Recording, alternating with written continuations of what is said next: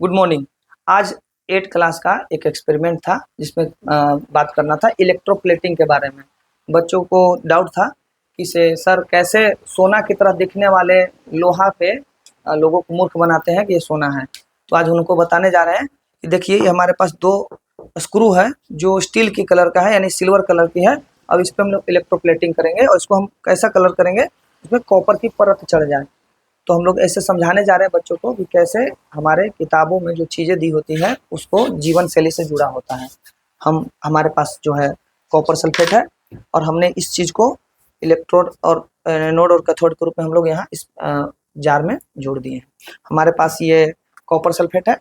Copper sulphate को already हम यहाँ निकाल के रख चुके हैं और इस कॉपर सल्फेट को हम क्या करेंगे, इसमें डिजोल्व करेंगे। अब ये कॉपर सल्फेट इसमें चला गया है। अब इसको मिलाएंगे हम। इसको हम मिलाने के बाद इसका कलर चेक करेंगे कि इसका जो कलर होगा वो नीला कलर का हो जाएगा, क्योंकि बाद में कलर जब हरा हो तो अचंभित ना हो।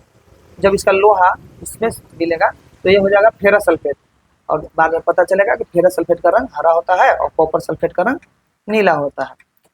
तो हमने इस प्रक्रिया में कॉपर सल्फेट को जो हमारे पास केमिकल रूप में है उसको हम डिजोल्व कर रहे हैं वाटर में।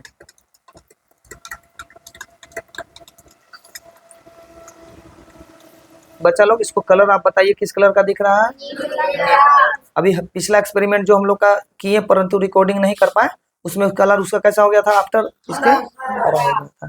तो इसको हम जब रिकॉर्डिंग करेंगे और इस चीज को बारीकी से भी दिखाएंगे। इसमें किसी प्रकार का यही कलर है ना, किसमें कोई दूसरा कलर है? यही कलर है ना, मतलब ये 2 हम लोग स्क्रू लिए हैं उसको इसमें एक्सपेरिमेंट के रूप में ले रहे हैं। अब बच्चों को हम बोलेंगे थोड़ा देर में जब ये डिजोल्व हो जाएगा तो सर्किट को ऑन करने बोलेंगे। ये लगभग डिजोल्व हो चुका है। तो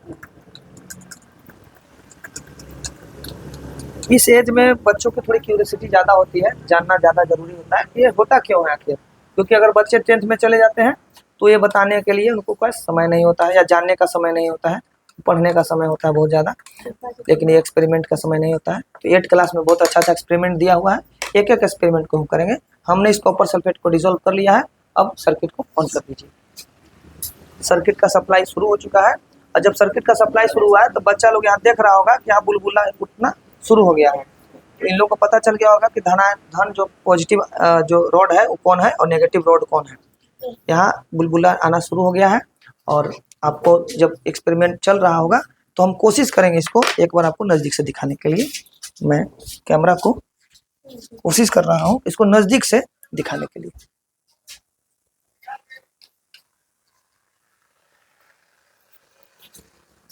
इसमें आप देख रहे होंगे कि ये से बुलबुला निकल रहे हैं, क्योंकि जब हमने इलेक्ट्रिसिटी सप्लाई किया तो ये इस पर रिएक्शन शुरू हो गया है। और इसमें एक दिख रहा होगा कि बाहर की ओर एक निकला हुआ है हमारा स्क्रू और एक डूबा हुआ है स्क्रू। और रंग भी इस पोछा से डिनोट देख सकते हैं आप, इसका भी रंग नीला ही है। अभिक्रिया में 5 से 7 मिनट लगते हैं जैसी, और ये जो अभिक्रिया होती है वो सामान्यतः डीसी पे की जाती है। डीसी और एसी का मतलब होता है कि जो आप घर में यूज करते हैं बैटरी के रूप में उसको डीसी बोलते हैं, और जो बाहर से सरकार दी सप्लाई दी जाती है उसको हम लोग एसी बोलते हैं।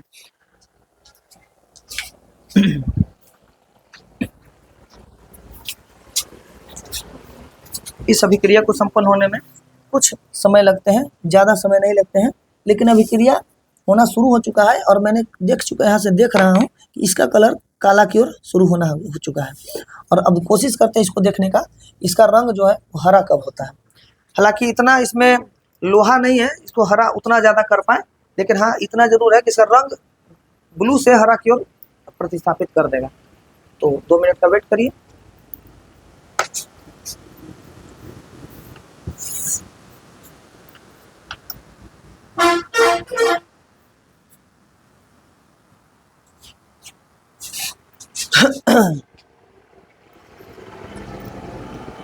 बच्चा लोग इसमें क्या ऑब्जर्व कर पा रहे हो?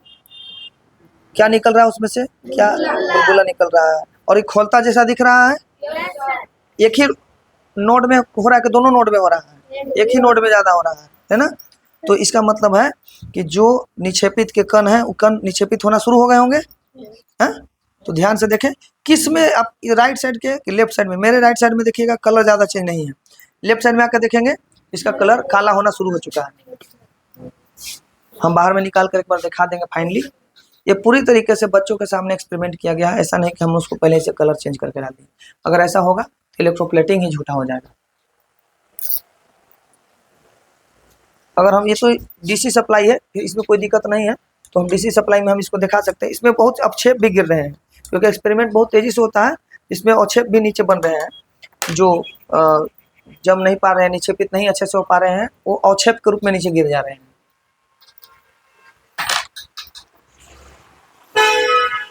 यह अभिक्रिया लगभग संपन्न होने वाली है, बस थोड़ा सा वेट और करें। चलिए बच्चों से बात करते हैं। इसका नाम क्या है बाबू? Copper sulphate. कॉपर सल्फेट का नाम है, यानी कि क्या है, कॉपर होगा इसमें और क्या होगा, सल्फेट के आयन होंगे। जब इसमें हम डिजोल्व किए और इलेक्ट्रिसिटी प्रोवाइड किए तो ये कॉपर प्लस धन आयन में टूटा। कॉपर किस में टूटा? धन आयन में, इसलिए कॉपर प्लस हो गया और SO4 माइनस हो गया, यानी कि वो ऋण आयन में टूटा। तो कॉपर सल्फेट जब पानी में डालते हैं और इलेक्ट्रिसिटी देते हैं तो कॉपर सल्फेट में टूट जाता है, कॉपर और सल्फेट में टूट जाता है। आप हल्का हल्का स्मेल भी महक करेंगे, बहुत कोशिश करेंगे, इसमें एक स्मेल भी आना शुरू हो गया है।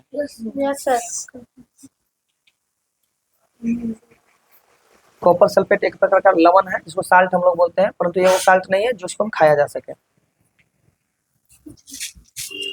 समय हो चुका है कि एक बार इन लोग को बच्चों को दिखा दें कि कैसा ये क्रिया पॉसिबल हो पाया है। तो अभी एक्सपेरिमेंट के बीच में ही हम इसको निकाल के दिखाते हैं कि क्या चेंजेस हुए हैं। क्या बच्चों इसमें दिख रहा है?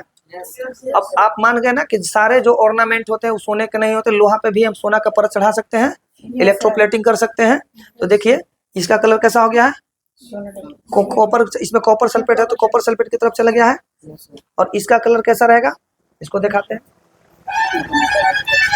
क्या उसमें कोई परिवर्तन हुआ है? नहीं ना हुआ है। अगर हम इस समझ में क्या आ गया कि अगर हमें क्रिया कराना है और जिस पे हमको इलेक्ट्रोप्लेटिंग करना है, दोनों को डाल देंगे और इलेक्ट्रोप्लेटिंग बहुत आसानी से हो जाएगा। अगर मान के चलिए इसमें हम सोना का लेना होता तो सोना का सल्फेट लेना होता या उसके सोना के लवण लेने होते और हमारा सोना का परत चढ़ जाता। अब बताइए मेरा ये प्रोडक्ट अगर लोहा का रहता तो लोहा में जंग जल्दी लगता है। अब इस पे कॉपर हम लोग निक्षेपित कर दिए तो कॉपर में जंग नहीं लगता है जल्दी। तो अगला बार हम कोई अगर चीज बनाएंगे तो क्या करेंगे, सभी चीजों में परत किसको चढ़ा देंगे, लोहा में, या तो जिंक का। अगली बार जिंक का सल्फेट मेरे पास है, उस जिंक सल्फेट का करेंगे, क्योंकि आपका साइकिल का जो स्टैंड होता है ना उसमें चमकदार जो रहता है, लोहा से बचाने के लिए, जंग से बचाने के लिए क्या किया जाता है, जिंक की इलेक्ट्रोप्लेटिंग की जाती है। इलेक्ट्रोप्लेटिंग को हिंदी में क्या बोलते हैं, विद्युत लेपन कहते हैं। ये प्रक्रिया पूरी समझ में आ गया। अब हम लोग मिल करके सब क्या करेंगे, लोहा लाएंगे, कॉपर की परत चढ़ाएंगे और लोहा लाएंगे 40 रुपए किलो और बेचेंगे हम लोग कॉपर को 600 रुपए किलो। सब मिल करके स्कैम हम लोग करेंगे ना? Yes sir. कमाएंगे ना हम लोग? Yes sir. पूरे गांव में बता दिया जाए, नहीं सर। सब लोहा चुन चुन के लाएंगे, हम लोग इलेक्ट्रोप्लेटिंग करेंगे और क्या करेंगे, सबको हम लोग मूर्ख बनाएंगे, है ना? तो आज से मूर्ख बनोगे कि बनाओगे? बनेंगे नहीं ना? इलेक्ट्रोप्लेटिंग समझ में आ गया? क्या होता है कि किसी एक धातु पे दूसरे धातु की परत चढ़ाना क्या कहलाता है? इस एक्सपेरिमेंट से ज्यादा समझा कि किताब में दिए हुए ज्ञान से, यानी कि अगर हम एक्सपेरिमेंट करें तो बेहतर चीजों से समझ सकते हैं, समझ सकते हैं ना? और किताब में दी हुई चीजों से ज्यादा समझ। तो अगले एक्सपेरिमेंट में हम मिलते हैं जिसमें और कुछ एक्सपेरिमेंट होंगे और अगला एक्सपेरिमेंट होगा इस पे कॉपर की परत न चढ़ा करके जिंक की परत चढ़ाना। अगर किसी का साइकिल का स्टैंड पुराना हो गया है तो लेते आइएगा, हम उस पे क्या परत चढ़ाएंगे, जिंक की। तो अगर जंग लग रहा है तो अगला बार से जंग हो। इलेक्ट्रोप्लेटिंग प्रक्रिया समझ में आ गया। और इसका कलर डार्क होने लगा है, ग्रीन की ओर जाने लगा है, ब्लू में कमी हुआ है। और अगर थोड़ा देर है, क्योंकि जो हमारा पास ये प्रोडक्ट है बहुत छोटा है, अगला प्रोडक्ट जिसमें चौड़ा था उसमें हरा कर दिया था उसको ना। चलिए तो आप इस वीडियो को यहीं पे एंड करते हैं और हर कुछ करेंगे कोशिश हर सप्ताह एक नए एक्सपेरिमेंट से गुजरने के लिए, तो आपको पढ़ने में समझने में आसानी हो सके। समझ में आया? तो हम इसको बंद करें। धन्यवाद आपको इस वीडियो को देखने के लिए, बहुत बहुत धन्यवाद।